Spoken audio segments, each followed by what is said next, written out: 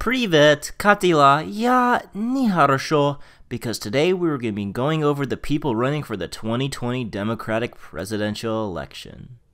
I will try to remain as non-biased and present a fair and accurate assessment of the candidates who are fighting to win the Democratic mantle.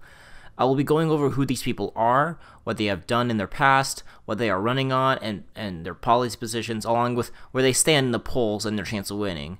Now, keep in mind, this is subject to change, as at the moment Pete Buttigieg is surging in the polls, and the polls might be a bit off, obviously, but everything else it should be pretty well, in case unless they change their positions later on.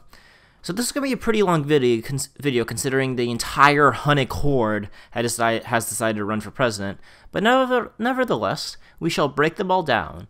Also, put on your shitting pants, because I'm going to be showing you some very shitty pictures that I made of mine to drive home the point. So, Elizabeth Warren has a... Wait, what's that noise? Oh god, oh fuck!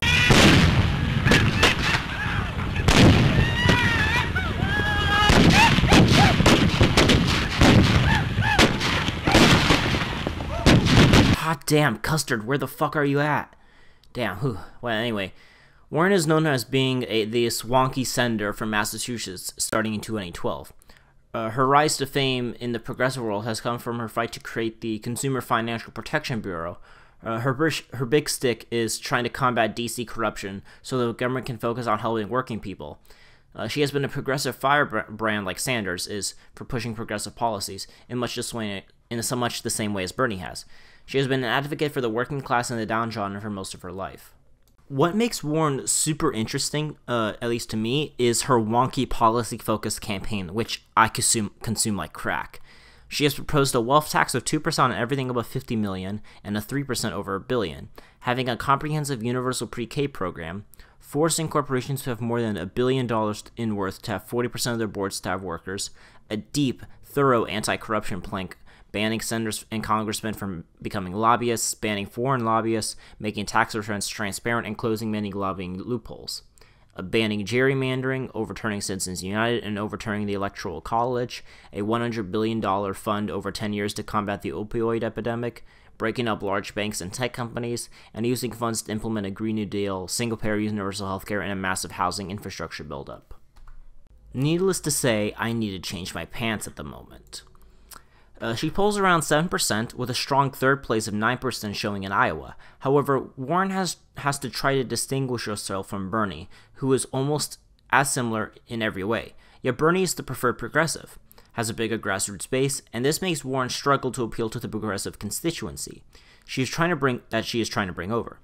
Lots of people also see her as too wonky and not as charismatic to entice a loyal following like Sanders. Warren has a chance, but needs to stand out from Sanders' shadow to shine. So Pete Buttigieg, Pete Budapest, Pete Buttigieg, Pete... Buttigieg, but around South Bend they just call me Mayor Pete, and that's fine with me. Thanks, pal. So, Mayor Pete is, well, best known for being mayor of South Bend, Indiana. He is of Maltese descent, which I did not know was a place until today. He is multilingual, even in Norwegian. He was a lieutenant in the Navy Reserve and went to Afghanistan, so he's a veteran. He's also a Rhodes Scholar and a graduate from Harvard. But do you know what is most important than any of those? That he is gay. I repeat, he is gay. So during his tenure as mayor in his first term, he is known for creating a policy of creating 1,000 new homes and tackling the blight problem in South Bend. Another project he is known for is a Smart Streets initiative, where a multitude of road construction and considerations were implemented to rejuvenate the economic development of the city. Pete is running on a, I actually don't know, because he says he is mostly putting forward a vision instead of policy. It's like Beto in a way. However, with my insightful investigation, I figured out a few things that he stands for. He's for passing DACA, a Medicare for All system, though he would like to move toward that as a goal, passing the Equality Act, and protecting the environment. Pete has surged recently, and despite the fact that people knew the neighborhood water bottle more than him, he has put himself at around 3 to 4%, which is not bad for a mayor. He's also is pulling well Iowa, with one poll putting him at 11%, and a recent poll from New Hampshire has put him at 11% there as well. If he can use a strong showing in the first states, he can use the momentum to gain steam. His young persona, his great articulation, his Midwestern small-town background, yet elite experience, has made him a favorite, but we shall see if he shall rise or fall as more Americans get to look at him. Robert Francis Lucky Charms O'Rourke, or Beto Tacos O'Rourke, depending on your preferences, started his life out as a punk rock rebel? The more you know. He was put on the national stage after a failed attempt to run against Ted Cruz for the Texas Senate seat, coming within swiping distance in the traditional red state with a large grassroots-funded campaign. He started his career in the El Paso City Council and then finally moved on to become a Texas House Representative. He was actually a pretty decent left candidate considering the state he is from, calling for criminal justice reform, especially in regards to drug policy, stronger protections for minority communities, and a surprisingly even-handed approach in regards to Israel and Palestine. However, despite his love of standing on everything like he's playing the floor is lava, he is mostly known for his down-to-earth and person-to-person style of politics, live streaming everything and everywhere he goes, and being pretty open about his vision and connection. However, this sometimes gets in the way of standing for real policy positions. However, from what I could gather through my top-tier elite investigative work, he is running on a Medicare for America, which is a way to expand Medicare, which will take everyone on a government insurance plan, along with the uninsured and those born after it passes, into a single program. However, it allows people to keep their private insurance plans, if they have it, along with wanting to pass comprehensive immigration reform to put a pathway to citizenship for illegal aliens. Beto Stantal O'Rourke polls around 9% on average and is almost on par with Kamala Harris in terms of polling in early states, especially with Texas being Super Tuesday state. If Beto can mobilize his grassroots campaign to overperform, he has a good chance of getting the nomination. However, he must compete for this spot with Sanders and try to keep his balancing act as voters start to scrutinize for more policy details later on in the campaign. The next candidate is the man, the myth, the legend, Bernard Sanders, or most notably known as Bernie Sanders. He is an independent senator from Vermont. In the name of Vermont, we defy all the world, and cheer, cheer, the Green Mountaineer. And he is considered the godfather of the modern progressive movement in the United States. He is the descendant of Polish and Russian Jewish immigrants, and was born and raised in Brooklyn. Sanders started his political life very early, working in political activism in the University of Chicago, joining the Young People's Socialist League and the Congress of Racial Equality. He fought for civil rights, getting fined for protesting segregation in Chicago public schools, and saw MLK's I Have a Dream speech, along with protesting the Vietnam War. He became the mayor of Burlington, Vermont, moved on to become the first independent representative of Vermont, and then in 2006 became Vermont's independent senator. He also ran in 2016 against Hillary Clinton in the Democratic primaries, and throughout his tenure, certain key factors of fighting for the working class, the downtrodden, and fighting the elite have been present. He has maintained his consistency since his early political activist days. Things he is known for passing are a landmark funding bill for veterans issues, passing a motion to withdraw support for the Saudi war in Yemen, and helped raise wages for Amazon and Disney workers, and along with voting against big legislation such as the Iraq War, Patriot Act, the Wall Street bailout, and others. Sanders has championed a social democratic model, with a model of that like the Nordic countries. He has an issue of combating wealth and income inequality and combating large corporations, and the mega-rich corrupting the government. He wants higher income taxes, cracking down on corporate tax dodging, and higher inheritance taxes. He supports strict campaign finance reform to overturn Citizens United, a universal Medicare for all single-payer healthcare system, free tuition at public colleges, and helping out student debt. He calls for a Green New Deal to help combat climate change, reforming our trade agreements, a massive $1 trillion infrastructure deal, a more diplomatic approach to foreign policy instead of using force, passing the DREAM Act, along with expanding Social Security. Needless to say, this policy overload has made me cum my pants. Sanders polls a close second behind Joe Biden, averaging about 22%, and is in the lead in many first voting states, such as New Hampshire, as well or within striking distance of Biden by 1 or 2 points in Iowa. However, with many Democrats now adopting the progressive rhetoric of Sanders, it might be hard for him to distinguish himself from a more upstart New Democratic candidate.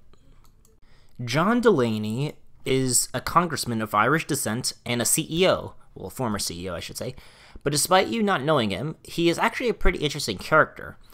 He's the Congressman of Maryland and has introduced legislation to make an American Infrastructure Fund and an Open Our Democracy Act, that would make Election Day a federal holiday, and gerrymandering and open a top 2 primary system. Dalani Dalen, I forgot his last name, is running on a pretty interesting policy platform, which I find pretty admiring. His most interesting proposal, to me at least, is a national debate between the president and the Congress, where he gets to ask and receive questions. Kind of reminds me of the debates in the British Parliament. Order! Order! Sit, order! I know what I'm doing.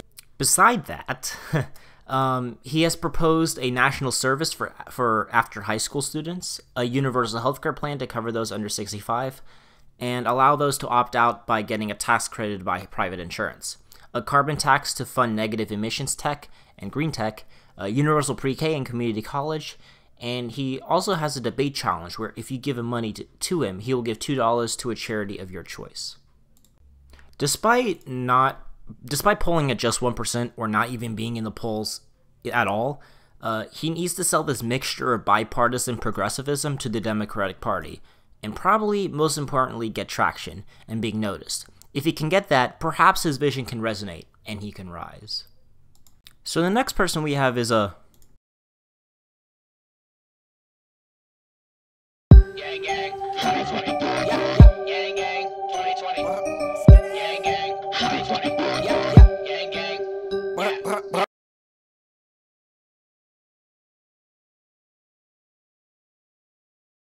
So yeah, we have a gang running for president. His name is actually Andrew Yang, the leader of the Yang Gang, as you can say. I'm just jostling. He's a pretty fascinating nominee. He's most known for creating a nonprofit called Venture for America, whose goal was to create jobs in depressed cities across the USA, which was pretty successful. Andrew Yang is known as a pretty good businessman and an entrepreneur, but his claim to stardom was his unique solutions to the rising tide of automation in society. Yang's main focus is a freedom dividend, a policy known as UBI, where every American over 18 and up to 64 would get $1,000 a month, no strings attached. This is to focus on combating huge unemployment from automation. He's also in favor of Medicare for All type system, I should say, and human-centered capitalism, which he says wants to reorient the way we measure our economy away from GDP to more factors like median income, life expectancy, etc. Yang has 70 other unique proposals that you can check out on his website, looking at every nook and cranny on every issue. I mean, he has it all. So Andrew Yang securing the bag. So Andrew Yang currently polls at around 1% nationally. However, a recent Nevada poll has him at 4%, and some Iowa polls pulled him at 2%. He's a pretty long shot candidate, but he can only go up from here. And we shall see where he goes with this unique message. Tulsi Gabbard is an interesting candidate, bringing a harsh and welcome critique of American foreign policy. A Pacific Islander, a Hindu, and a former Hawaii National Guard veteran, she is smoking hot. Because she's from, Hawaii, of course, and, it's hot there, yeah. Anyway, she's a representative from Hawaii and a very strong progressive candidate. She stepped down from her position from the DNC to endorse Bernie Sanders in 2016. She has passed legislation to help assist veterans and help scale down the endless wars and conflicts that she believes are unjustified. Tulsi is a progressive, but her credibility and record on foreign policy makes her the greatest progressive champion, at least in that realm. A focus on scaling down the military apparatus and investing at home through infrastructure, creating a universal healthcare system, free community college, and free college for those making below $125,000, along with legalizing marijuana and decriminalizing sex work. Tulsi's focus on foreign policy is certainly unique, and she does have a progressive bond fellas, or however the hell you say it. However, she only makes 1% in the polls and is overshadowed by more well-known progressives such as Bernie and Warren. Her hopes that more exposure to her message might make progressive voters choose her as the standard bearer, but it might seek to make Bernie and Warren more left-wing on foreign policy. Until then, olole, or however the hell you say it. So next person is Kirsten Gillibrand, which, god damn, oh shit, damn, that scared me. Damn, so, okay, Kirsten is a current senator from New York and a former representative from the state of New York. And what makes her pretty cool is that her views have changed depending on the voter she is representing. When she was in the House, she was part of the Blue Dog Coalition. She had an A rating from the NRA, was only for civil unions, voted against the bank bailout. However, when she was in the Senate, she became one of the biggest progressives while in office. She fought to try to pass a law to create maternity leave, fight sexual assaults in the military, repeal Don't Ask, Don't Tell. So while she is known as a champion of working moms and a progressive, her record gives the impression that she's a political opportunist. Kirsten is running on paid family leave, equal pay, and a raise of the minimum wage to $15, a federal jobs guarantee, a Green New Deal, abolishing ICE, affordable childcare, and tough gun control laws. While this is a solid progressive rhetoric, her record is a bit mixed. She currently stands at about 1% in the polls and is banking on the suburban and working women to help propel her to the nomination. If progressives can look past her rhetoric, perhaps she has a chance, but it is yet to be seen. Next on our list is John X-rated deep throat movie Hickenlooper, who, if the porn movie serves correct, knows this stuff, you know what I mean. I'm kidding, this is a family-friendly show. Anyway, John, a former geologist of all things, started his political career as a mayor of Denver before moving on to becoming the governor of Colorado. And did I mention he started his own brewery? During his tenure, he passed strict gun control, limiting only to 15 rounds per magazine for guns, passed a few healthcare initiatives to cover up to 95% of Colorado residents, a methane capture law, and he opposed marijuana legalization, but has since said he has come around in supporting it. With a good background and experienced executive experienced executives, he seems well prepared. John is another moderate Democrat, like Amy and Biden, running for president, who not only is a moderate Democrat, but seems to want to work in a bipartisan way. He was even speculated around with John Kasich on a unity ticket. However, my research can't find anything specific that he is running on, except on trying to address basic issues like healthcare and the environment through a pragmatic point of view. He currently polls around 1% as well, and while bringing good experience with him for his campaign, he also must convince voters to elect him, and not just him, but his moderate vision for the party. Kamala Harris, is a woman of Jamaican and Indian descent, which I don't think I've ever seen before, is a next. She was a former California Attorney General, a current California Senator, and she is running on a record of being a progressive prosecutor. Her whole political life started as Deputy District Attorney of Alameda County before moving on to be the main woman District Attorney of San Francisco. She is known for creating a Back on Track initiative for low-level, nonviolent, first-time drug offenders who aren't involved in gangs or weapons, which, if they take classes, maintain employment, and take drug tests, are able to get their records clean. She was a fierce attacker against truancy, which would make my 14-year-old self seethe in rage, and fighting against hate crimes against gay children. As state attorney, she created a Bureau of Children's Justice and did not prosecute Steve Mnuchin. However, she did strike a deal to get more debt reduction for state homeowners. Kamala Harris's most interesting proposal thus far is a middle-class tax cut. So according to CNN, her legislation would provide a refundable tax credit of $6,000 for married couples earning up to $60,000 a year, single filers making up to $30,000, and single parents earning up to $80,000 would get a credit of $3,000. The credit would then start to phase out. Couples and single parents with earnings of more than $100,000 and single filers making more than $50,000 would no longer be eligible. Unlike a typical tax credit, though, the bill would allow taxpayers to receive the benefit up to $500 on a monthly basis. This would provide families with an alternative to taking out payday loans, which usually come with very high interest rates, according to the proposal. The total cost, however, would be a pricey $3 trillion over 10 years, the Nonpartisan Tax Policy Center has found. She also says that she's in favor of single-payer healthcare and cannabis legalization. However, earlier back when she was running for Attorney General, she laughed at the idea of cannabis legalization. She's also known for taking a tough stance on foreign policy in regards to Syria, North Korea, and Russia. She polls around third place, still a bit hefty behind Bernie Sanders. However, there is opportunity to catch up and grow her profile. She averages about 10% in the national polls, with polling at around 9% in Iowa and 12% in New Hampshire.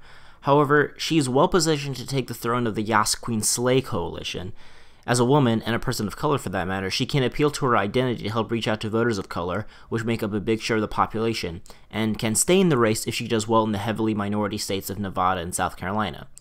She's singing the right tunes to try to appeal to progressives while also trying to keep her establishment profile and not act as radical. So she is well positioned to take the race if either Bernie or Biden starts slipping in the polls. Amy Snowcomb Klobuchar is our next candidate to talk about. Amy started out as a lawyer, is when her life began. However, her first foot in the water in terms of politics was when she became senator from the grand old New Scandinavian state of Minnesota. She is mostly known for her moderate stances and support for rural voters. She is of Swiss and Slovene descent. She has been a defender of NSA spying programs and most military interventions. She's also pushed for helping agriculture workers and pushing for election and online cybersecurity bills. Amy seems to be running as a female Joe Biden of sorts, and is very clearly on the moderate side of the aisle, saying she is against free college and single payer. However, she seems to be tough on trade and is pushing a Midwestern rural appeal that might help her out.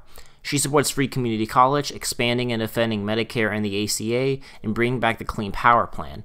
So she is on the left, however, she's in part of the progressive left. She's also for immigration reform and a tough foreign policy agenda. Amy is around 2% in the polls, and is polling a bit better in Iowa, and really well in New Hampshire, with one poll putting her at 8%. This could be her key to boosting her status. However, she must show why she must be the nominee in the face of a left-wing shift in her party, and why she would be the standard Democratic moderate when Joe Biden is running. Her moderation in Midwestern rural appeal might well be a winner, but we will see if her strategy will work. So first candidate on our list is Joseph Robinette Biden Jr., or Joe Biden for all you plebes out there. Now, Joseph hasn't actually, hasn't officially announced yet. But what are you waiting for? Just, we know you're joining Joe, so I don't know what you're waiting for. So yeah, Joe's joining. I'm about 95% certain. So and he's leading in everything. So Joe Biden was the former vice president in the Obama administration, a longtime senator from New Sweden, Delaware, where he served on the House Judiciary Committee and the Senate Foreign Relations Committee. He also, believe it or not, started his political career when he ran for the New Castle County Council.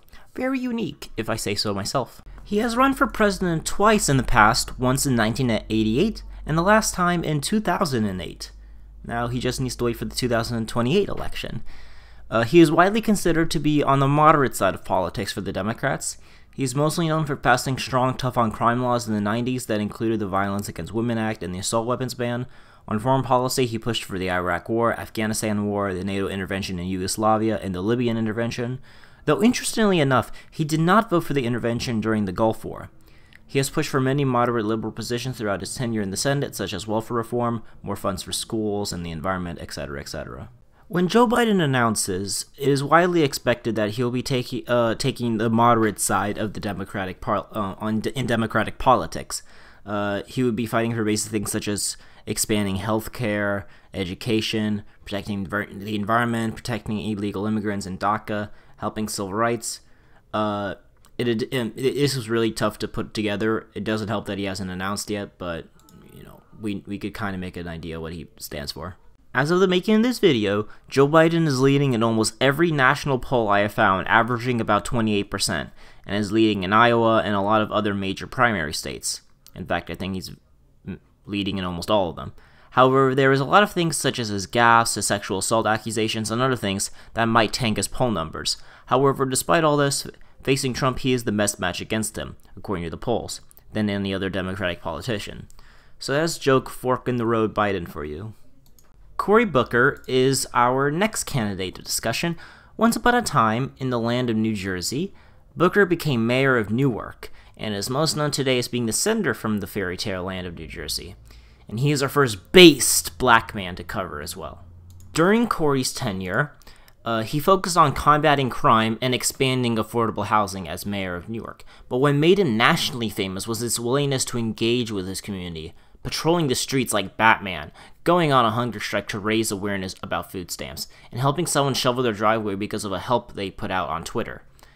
As senator, he has been rated as one of the most liberal senators in the country, voting against Trump's cabinet repeatedly, and was a key player in passing the First Step Act, or the First Step Act. Cory Booker, like Kamala Harris in a way, has a single issue that makes him stand out from all the rest, and that is the issue of baby bonds. Every baby born would be given $1,000 in a bond managed by the Treasury Department, and depending on the family's income, could add up to $2,000 a year, up until the child turns 18. A family of 4 earning over $125,000 would get no baby bond.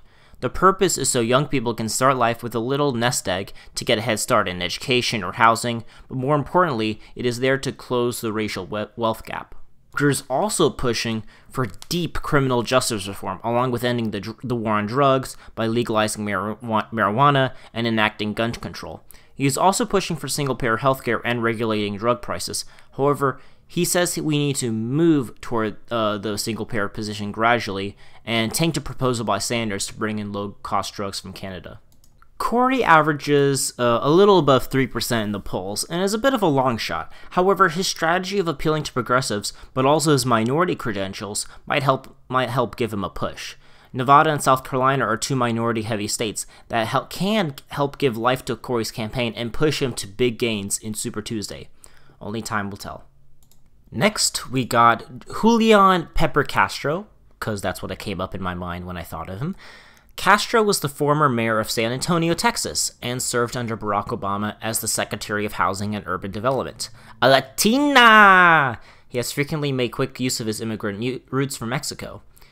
He has fought for expanding pre-K while mayor, and under the HUD, got $1 billion to fund disaster resilience and housing.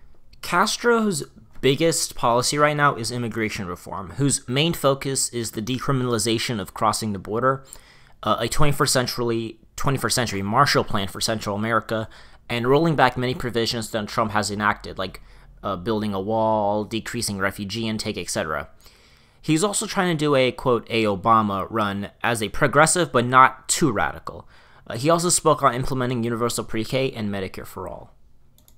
Castro is currently at 1%. No, really, he really is at 1%. Look at every poll shows him as 1%. He can try to style himself as the Latino candidate and gain support from the Southwest, but right now he needs to find a way to gain traction, and his best bet is with the Democrats' minority base in Latinos. Lastly, we got Marina Williamson. I hope I spelled that right. She is the descendant of Russian Jewish ancestry and is a New Age spiritual advisor. Yeah, she does not really have a political record to show, but she does have some pretty unique policies. The most known and the biggest one is a $100 billion fund for reparations, to be decided how to be spent by black leaders. She also is in favor of paid family leave, affordable childcare, a climate change plan, national service. But underlying this entire vision is trying to implement a more mindful focus on peace, mindfulness, respect, and healing in all the policies she is pushing for. She isn't even in the polls yet, but her message is certainly unique. But will it take her to the nomination? We shall see. Next is Jay Inslee. The climate may be changing, but his intense focus on fixing climate change sure will not change. This man you may not have heard of, but he's a pretty well established, at least in Washington. Oh, not D.C., but actually a state of Washington. He first entered political life in the Washington House of Representatives before running for the real National House of Representatives, before then losing his next term. He lost his stick for governor, but he got hired under Bill Clinton for regional director of the Health and Human Services. Dude, that was a doozy. He was reelected again to the House after the turn of the century, before becoming what he is currently and best known for, which is being governor of the Washington state. During his tenure, he has focused on fighting climate change and has advocated environmental legislation. As governor, he fought for the continued manufacturing of the Boeing 777X in Washington, and he also halted executions. He started the Career Connect Washington initiative to give $6.4 million for apprenticeships and career connections to almost 30,000 youths in 11 communities.